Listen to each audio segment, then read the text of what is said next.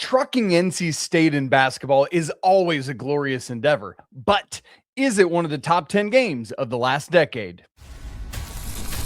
This is Tyler Hansbrough, and you're listening to Locked on Tar Heels. You are Locked on Tar Heels, your daily podcast on the UNC Tar Heels. Part of the Locked On Podcast Network, your team every day.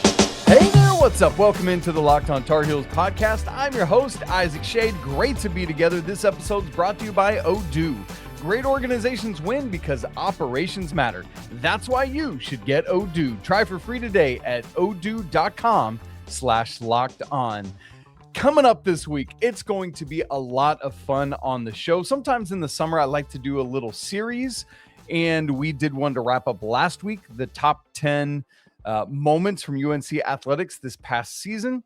Now we're going to do the top 10 Carolina basketball games of the last decade. The reason being, you might recall that we are celebrating the 10-year anniversary right now of Locked On.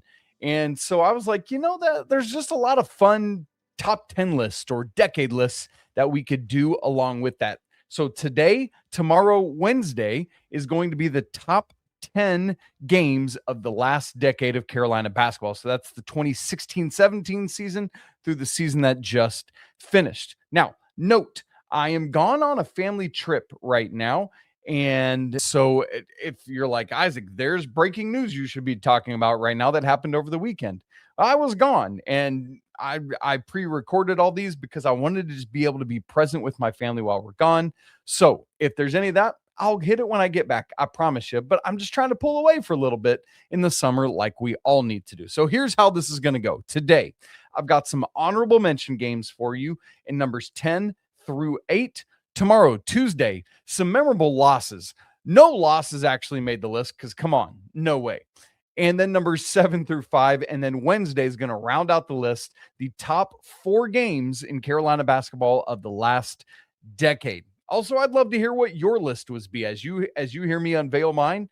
What did I miss? What did I change that you would do? Would love to hear it. Share it with me. All right, let's get right into it. I'm just going to quickly breeze through a couple honorable mentions. I think I've got 6 of them. I could have gone infinitely more, but here are 6 that I narrowed it down to. Again, these are from the 16-17 season. That's the national championship season through the year that just finished. First one. Final 4 of the 2017 NCAA tournament. Carolina beats Oregon 77-76. This thing got very close, but a series of offensive rebounds at the free throw line from Carolina salted it away. Huge game for Kennedy Meeks. Really, really good. Next, the second round victory overtime over number 1 and reigning national champion Baylor in 2022. Carolina wins 93-86.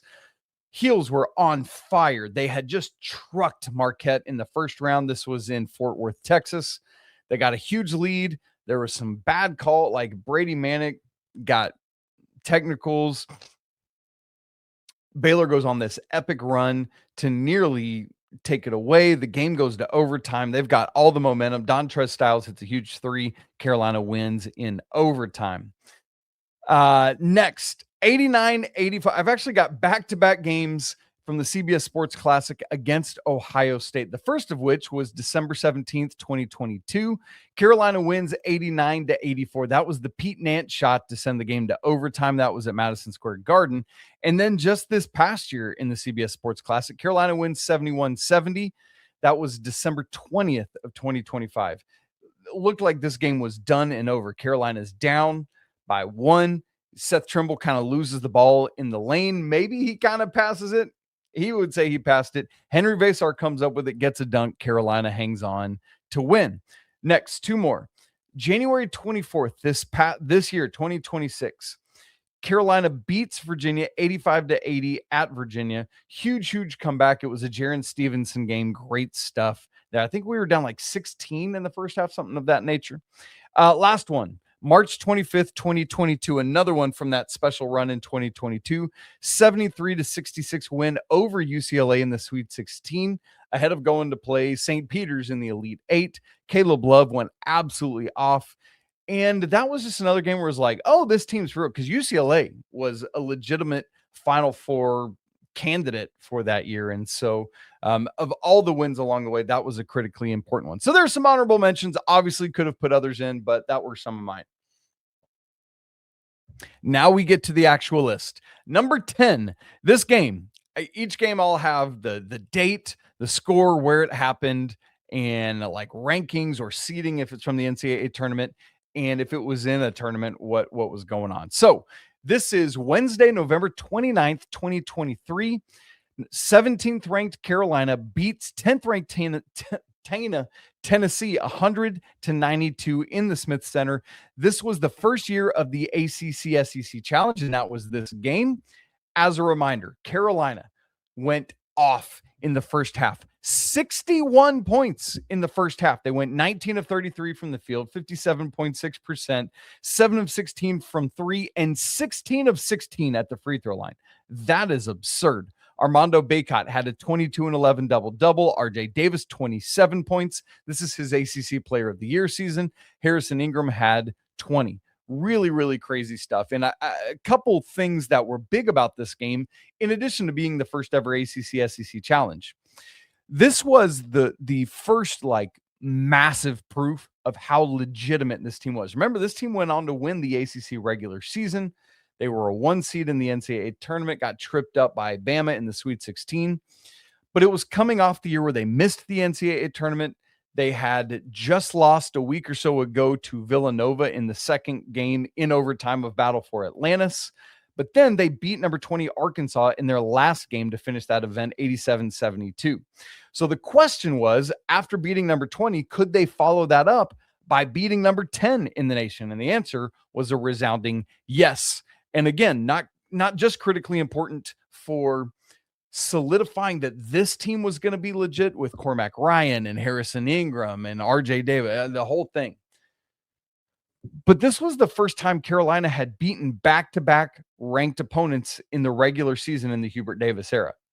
And I don't even just mean in back-to-back games. I mean back-to-back times playing a ranked team. They hadn't won 2 in a row in the regular season in the Hubert Davis era yet. This was year 3. That just shows you some of the up and down of the nature of it. Also, this was a game you might recall where Dalton Connect went off for Tennessee. He was so good that year, scored 37 points, almost single-handedly willed the Vols back to victory in the second half, got injured late. Tennessee scored 53 in the first half, but Carolina was able to finish it off 100-92. Great win there in the ACC SEC Challenge. So there's number 10. Time to move on to number 9. And you guys, the only thing that feels better than beating the Wolfpack is thumping the Wolfpack. Absolutely trucking them. You thought that 100 points against Tennessee was something? Wait till you hear about this one coming up in just a second. Right after I tell you about Odoo. Running a business shouldn't feel like you're trying to connect a bunch of systems that were never designed to work together. One app for accounting, another for inventory, and another for sales, and somehow none of them even actually talk to each other. That's where Odoo comes in. It's an all-in-one business management software that brings every part of your business together in one powerful platform. From sales and accounting to inventory and marketing, everything works in one place, helping your team move faster, stay organized, and focus on growing the business instead of managing software. The best organizations know that success isn't just about talent. It's about having everyone working toward the same goal. And that's true in sports, just like it is in business. One thing that really stands out is when an organization gets everyone pulling in the same direction. It's not just one great player or coach. It's a coordinated effort across the entire organization to make a massive success. Scott Forbes talked about that literally the day before the championship finals started against Oklahoma. That baseball team, that's part of why they made it as far as they did. Great organizations win because operations matter. And that's why you should get Odoo. Try for free today at odoo.com/lockedon. That's odoo.com/lockedon. Thanks for making Locked On Tar Heels your first listener watch. It's all part of the Locked On Podcast Network, your team every day. If you never miss an episode, time to make it official. Join the Locked On Tar Heels Everydayer Club, where you get ad-free audio, one-on-one messaging with me, and so much more. Check it out. The link is down in the show notes. Number 9 on our list of the top 10 games for Carolina basketball in the last decade. Number 9 for me, Sunday, January 8th, 2017. Number 14, North Carolina, 107. Unranked NC State, 56 in the Smith Center. Oh my goodness. At that point in time, that was the most points Carolina had ever scored in the series against NC State. I say at that time because 2 years later, they scored 113. That was February 5th of 2019. In that game, Luke May scored 31, becoming the first ever Tar Heel to score 30 points against NC State on 3 different occasions. I forget the insanity of what Luke May did those couple years. Craziest stuff. Anyway, back to this one. January 8th, 2017. This was the game that got delayed a day because of the ice storm, so the teams play on Sunday instead of Saturday. This was the 20th win for the Tar Heels in the last 22 meetings against the Wolfpack. That's so crazy. The 51-point margin of victory was the largest against State since 1921. Again, this was in 2017, so almost 100 years later. That's so nuts. This game started off a little ho-hum, 6-4, but then the Tar Heels go on a literal 20-0 run. They were leading NC State 26-4 at that point. You guys, 26-4. This game was 56-23 at halftime. Like more than doubling up the Wolfpack. This is the largest win Carolina ever had in an ACC game. It's insane. And not to mention, remember Denis Smith Jr.? He was this great freshman, literally coming off a triple-double, the first triple-double by a freshman in ACC history. That dude was on fire. And it's interesting, a lot of people forget this because that's the national championship season. This is January of the national championship season. This was Theo Pinson's first game that year. He had that right foot injury, so had missed the first however many, let's see, game would that have been? Carolina now, I'm trying to look and see what their record would have been after that. This is the 17th game. So Theo missed the first 16 games of that season. Like, I had forgotten that. Did you remember that? Not me. Really fun stuff there. Kennedy Meeks, 9 points. Isaiah Hicks, 11. Justin Jackson leads with 21 points. Joel Berry had 19. Kenny Williams, 9. And Tony Bradley, 11 off the bench in that game. Tony Bradley had 8 rebounds. That was the most, but Carolina just absolutely obliterated NC State. Scored over 50 points in each half. As I said, 56 in the first half, and they scored 107. So that means they got 51 in the second half. Kudos to NC State, who got over 30 points in the second half of that game after only scoring 23 in the first half. I mean, it's just so crazy how bad NC State was in this game and how good Carolina was. And I don't think you were to be mad about that, but it's just like, what on earth? And especially because of the circumstances of you were supposed to play the day before. Now you're playing on Sunday. And I'm sure, everybody's a little like, ugh, why couldn't we just get this in yesterday? But they can't. And I know Carolina's ranked here, and I know NC State wasn't, but still, it's like, oh man, you're so pleased by it. And I think part of it was, let me look back and make sure I'm not lying when I say this, but if I remember correctly, Carolina got off to a slower start there. Because that was early in ACC play. This game. Carolina was great in non-conference. Holy cow. This is 16-17, again, the championship season. Lost at Indiana. I remember that game, 76-67. They got slaughtered in that one. Had lost to Kentucky. We'll talk about that one here in a little bit. And then this was game 3 of ACC play. They had lost game 1 of ACC play at Georgia Tech, 75-63. Next game, they beat Clemson 89-86 in overtime. So they very could have easily started 0-2 in ACC play, but squeaked out that game at Clemson. But then it was like like this Carolina team was so good, 12-2 in non-conference play. Like, what's happening here? They could be 0-2, and then just this onslaught against NC State. I mean, an absolute throttling. It's crazy. And then Carolina ends up going after all of that, ends up going 14-4 in ACC play. Only losses was that one to Georgia Tech already mentioned, at Miami, and then at Duke, and then at Virginia next to last game of the regular season.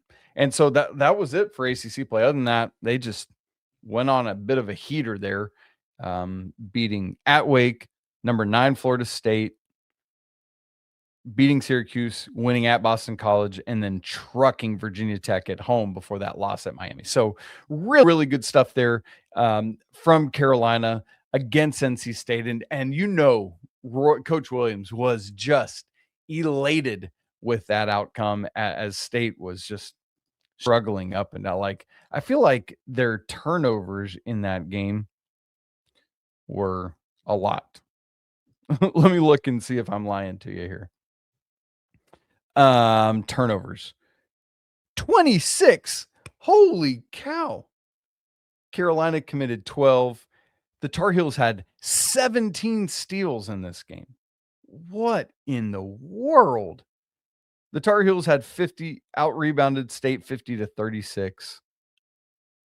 Gee whiz. Carolina had 17 offensive rebounds. State was 3 of 11 at the free throw line. Torin Dorn was 2. Torin Dorn, remember? Wow. Omer Yurt 7 was on that team. Abdul Malik Abu, I remember him. BJ Anya was on that team coming off the bench. Markel Johnson was coming off the bench. Terry Henderson started. I don't even remember Terry Henderson. Wow. Anyway, way to go, Heels. Great game. Huge win. Everybody gets to play. Wonderful, wonderful. All right. So we got one more game to talk about on today's show. Carolina and Kansas finally had a home and home. Kansas won at home in Allen Fieldhouse 2 years ago. But this past season, the Jayhawks came to Carolina, and Carolina got that dub with an unreal second half. Earlier we talked about the great first half against Tennessee. This second half was something to behold. We'll talk about that coming up in just a second. Right after I tell you about Indeed, workplace chaos, man, it can show up fast, and that's where Indeed sponsored jobs comes in. They help you reach candidates who actually fit what you're looking for based on skills, experience, and location. Finding the right person can make all the difference, whether it's building a business, building a winning team. Honestly, some of the best moves organizations make aren't always the splashiest ones. Sometimes it's just finding the right person who fits exactly what the team needs for that moment. There were probably other much more like, wow, that's a hire kind of hires when Mike Fox retired and Carolina hired Scott Forbes. But baby, that was the right call, and I love it. Spend less time searching, more time actually interviewing candidates who check all your boxes. Less stress, less time, but more results. When you need the right person to cut through the chaos, that's a job for Indeed sponsored jobs. And listeners of our show are going to get a $75 sponsored job credit to help your job get the premium status it deserves at Indeed.com/podcast. So head there right now and support our show by saying you heard about Indeed on Locked On Tar Heels. Indeed.com/podcast. Terms and conditions apply. Need to hire? That's a job for Indeed sponsored jobs. I absolutely love that North Carolina and Kansas scheduled a home and home. Hey, which, by the way, can we do that again? So good. I mean, it's just, how can you not? It's just two of the most respected programs there are. And I know people have some hate for Carolina, and I know other people have some hate for Kansas, but these are like, of the blue bloods, with due respect to Duke and even Kentucky, it was Kansas that started this whole thing with Dr. Naismith, the connections with Dean Smith, with Roy, all of that. Like, I just feel like, to me, these are the two kindred spirits. And obviously Kentucky has the most or UCLA has the most championships, Kentucky second, all of that. But these to me are like the godfathers of college basketball. And so scheduling the first ever home and home, that in itself to me was massive. Let's remember that the first game, the game at Kansas in the 24-25 season, Carolina, it was like the first game where you got this indication that, oh my goodness, this is going to be a whole season of getting down big and then trying to come back and falling apart at the last minute. Carolina got down huge.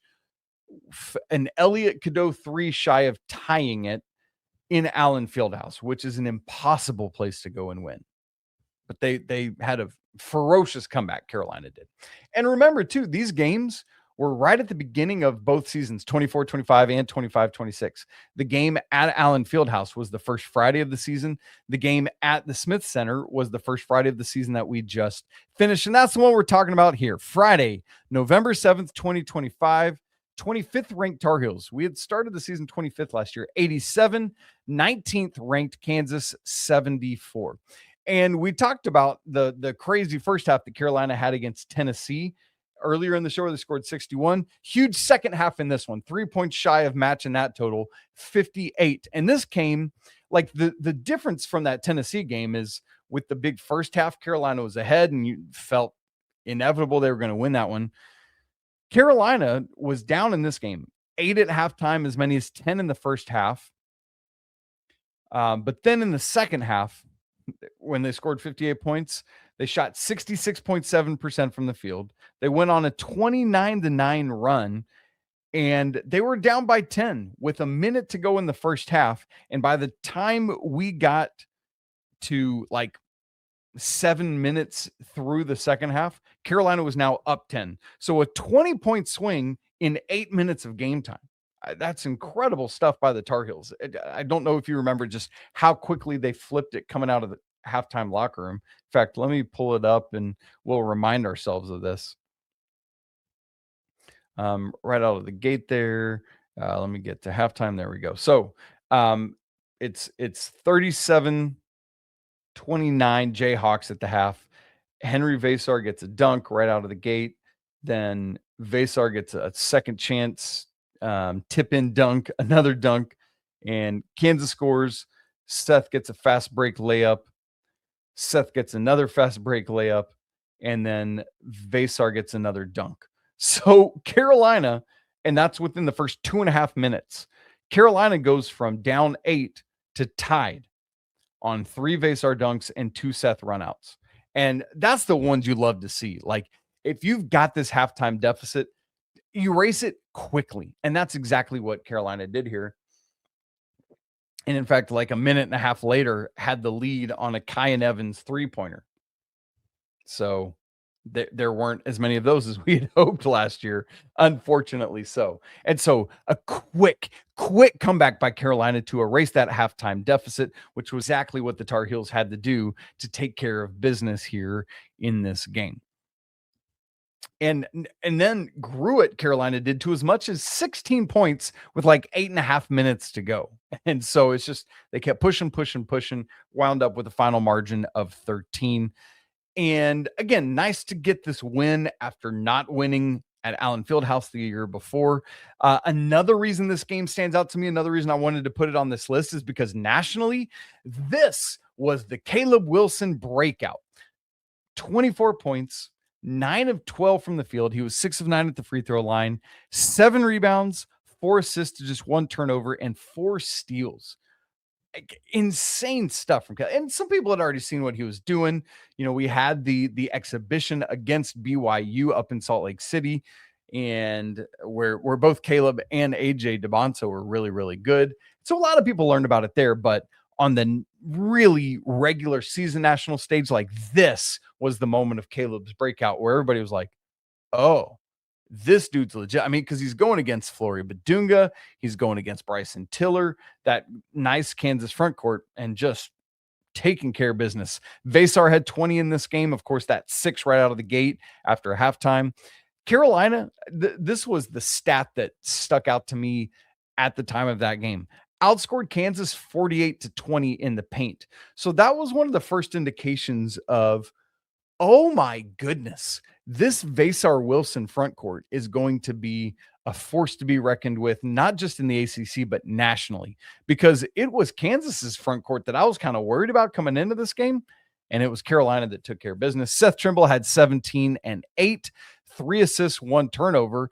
In a sad turn of events, it was that very week, later on that weekend, where that freak accident happened that injured Seth, and he was out for a while. I very vividly remember my family was watching a movie, I want to say Sunday night, when the report came out, and it was like, oh, this is awful. Like you have just, similar to what I said about that Tennessee game, this Kansas game, you're coming off a season. Let's remember, this is coming off the season where Carolina almost missed the tournament again, went to the first 4.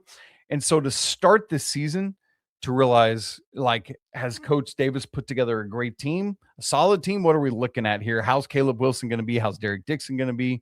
Turned out Caleb Wilson was that dude. And this is where we all found it. And it was like, all right, Carolina's got something. But the Seth injury, and you're like, oh my gosh, why can't we have nice things? I just want nice things.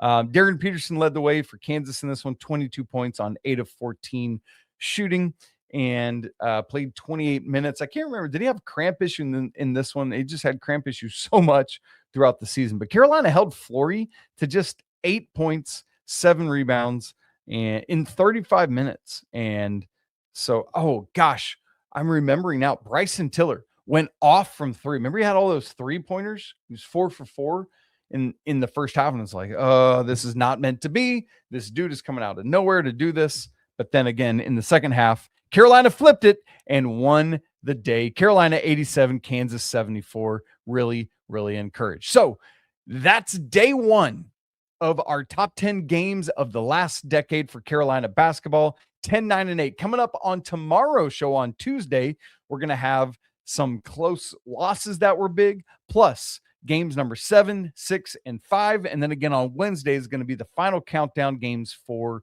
to 1. A lot of fun. Make plans. Be here. Be in on it. It's going to be great. If you've not subscribed to the show on YouTube, do it right now down in the corner. Turn on the bell notifications and change it to all notifications, so you find out anytime we're going live or there's a premiere. Anytime content's dropping, you will know about it. If you're not already downloading the audio version of the show, this is my big push and my big ask for you. Would you go follow Locked on Tar Heels on your favorite audio podcast platform, and then turn on automatic downloads? And even if you're not listening to every single episode, which I hope you are, but I recognize that you might not be because there's so many of them, let the automatic downloads go, because that is what the download numbers really help move the momentum for the show and grow it and grow the community. So thank you for doing that. If you're not part of the Locked on Tar Heels Discord and Locked on Tar Heels Everydayer Club, those links are down in the show notes. Come join. It's a blast to be a part of. And especially as we're now into the summer months and there's no actual sports going on, you need that Tar Heels Discord community to keep you going. So come check it out right now. Say it with me, as we always do, to get out of here. It's always a great day to be a Tar Heel. We'll talk again tomorrow, but until then, peace.